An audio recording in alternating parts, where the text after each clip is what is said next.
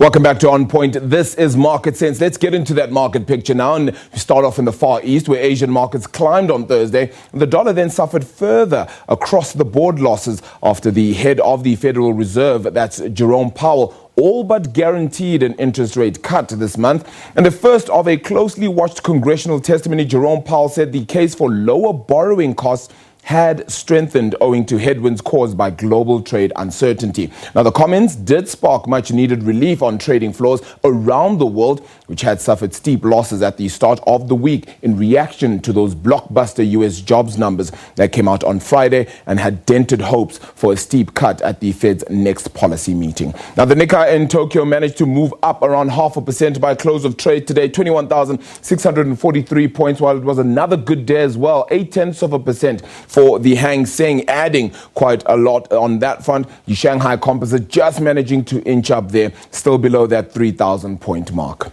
Now, the benchmark S&P 500 closed higher last night on Wall Street. That's after briefly crossing that 3,000 point mark, which is bound to bring some positivity for the first time following dovish remarks from Federal Reserve Chairman Jerome Powell, boosting the case for an interest rate cut this month. The Dow Jones Industrial Average picked up 0.29%, almost 1/3% to sit at 26,860. The S&P 500 gained almost 0.5%, 2,993 at close, and Nasdaq Composite adding 0.75% there, 8,202 points. Let's shift our attention now to the general market picture as well across, even in Europe, of course, which has been quite interesting with regards to the elements of trade over there. South Africa as well, taking a peek at how things have fared thus far. A quick look at how the markets are faring in Europe as well. Then London and Germany down this afternoon, not faring as well as one would have possibly liked there on that market front. But it seems like a good day out in France as the CAC 40 heads up just a touch on that front. On the local front, though, the local market has reacted quite positively to the way things have fared from the Federal Reserve Chair. More than 1% gained yesterday, and a positive sentiment coming through today. Of course, a cut in interest rates there means that South Africa does remain a little more attractive for perhaps a little longer, dependent, though, on what the Reserve Bank rather does here locally, and that will be decided on July the 18th. So the industrials also picking up despite a bad day for Tencent out in Hong Kong. The financials as well managing to pick up somewhat by close yesterday, and today seemingly following through on that as well. The commodity picture as well, the resource shares not doing so well as the rand begins to improve beyond 14 rand against the US dollar. So a bad day there, but it seems that the gold and platinum counters themselves just on their own have seemingly done well today, and that is despite BHP, for example, not doing so well in Australia earlier this morning. Much better picture as well for the resources, the commodities picture. And as you can tell, these resources have certainly gone a lot higher. $1,421 a fine ounce for gold. Even oil headed vastly higher now. And that's because, of course, of that tropical storm happening out in the Gulf of Mexico, which has begun to hit Louisiana, perhaps affecting supply of oil. And that has just meant that if supply comes low, of course, the price does head higher. And it's now $67.44 a barrel.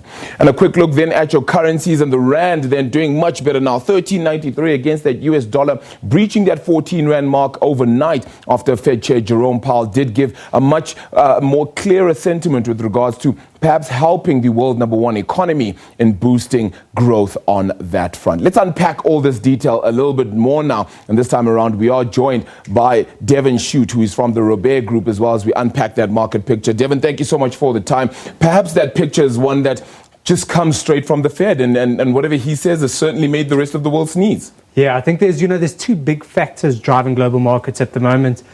Trump on the one hand with the trade wars, but the Treasury is definitely the other part. And I think the market was pleasantly surprised when Jerome Powell came out yesterday and pretty much intimated that it's a near certainty that they will be cutting rates come end of the month in that meeting there. I feel, though, the market might have got a bit ahead of themselves. I think the 25 basis point cut is likely. The 50 basis points cut that now there's a chance of that happening, I think unlikely. I think they will. That went from 3% likelihood to about 30-odd% likelihood. Yeah, that's right. Now, we're sitting at about that. So I think we've got to watch that closely. But that's definitely driving risk assets at the moment. As you mentioned, the S&P breached that 3,000 psychological level for the first time ever. And if you cast your mind back to 5 years, it was at 2,000. So that's rallied 50% in there. If you take it back 10 years to kind of the lows in 2009, the S&P is up almost 500%. So we're really seeing this easy monetary environment really helping risk assets, particularly in the US. Yeah. Would you take that then and be able to extrapolate it locally? I mean, fine, we're seeing the market head higher and even bettering the stance of the currency then. But what does that mean for the local Reserve Bank? Do we get a cut here locally? And if so, what does that mean to that figure there, that 1393? Yeah, so I mean, you know, the rand strength, I think, has also taken some of us by surprise. A month ago, we were well over 15. We're now, you know, really nicely below 14.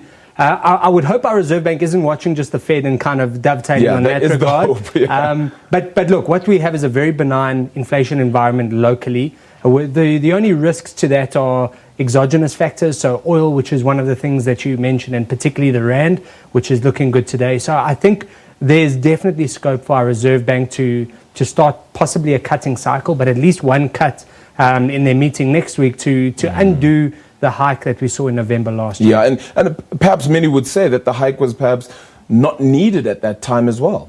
Yeah, that argument's around. I think there was also an element of the Reserve Bank flexing their independence. It wasn't necessary, but I think they did it almost counter to what maybe the popular opinion would have been in that regard. And I'm okay with that. I mean, the independence of that institution is sacrosanct. Still remaining credible, I suppose, in making that decision somewhat. Okay, so you get the leadership to continue to stay then, right? Yes. You've had two deputy governors in Daniel Minele and Francois Groep leave just in the last 6 months alone. So that went down to a few odd members with regards to 3. They brought Christopher Lowveld in as an MPC member.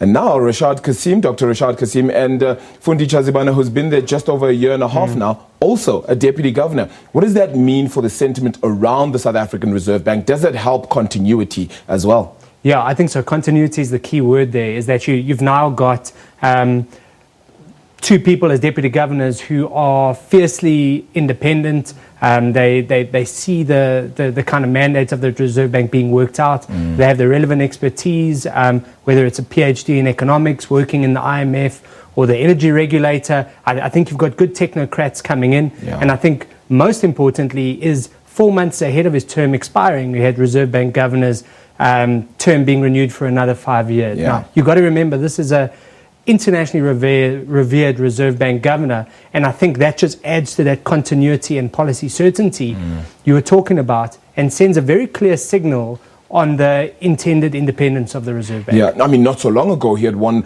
Reserve Bank Governor of the Year as well, right? So that tells you how good a man he is for the job then. Just wanted to bring it back to another element then. We have discussed the board of the PIC at length in other discussions, but I wanted to bring it home and just say, what does it actually do for investors? Does it give the right sentiment? What does it actually tell you then about the PIC at present? So I think what if I look at this board, what they're trying to do is get the right blend of stakeholders involved. There's trade union representatives, there's social workers, and there's Maria Ramos, which is potentially one of the more controversial names in there. And that's all important, and it's a fairly big board. I think it sits at 14 members now, which is good. I don't think you want bigger than that, but it's good, diverse of opinion. I think what I'm liking coming out of the new board being set up is the intent to move away from political interference. We still could get the traditional deputy finance minister coming in and sitting as chairperson. Yeah. Even though that hasn't been made been made official, and it may not. So it's not just a foregone conclusion this time. And I think there's an appreciation, while we watch the PIC inquiry go underway, that political interference possibly was to the detriment of the PIC. Devin, appreciate your time. Always great having you in studio then joining us as well. Devin Schutte is from the Repair Group as we get into that market picture. More business news does follow right after this short break. Do stay tuned, and Zinga will be with you. But for me, that's where the bucks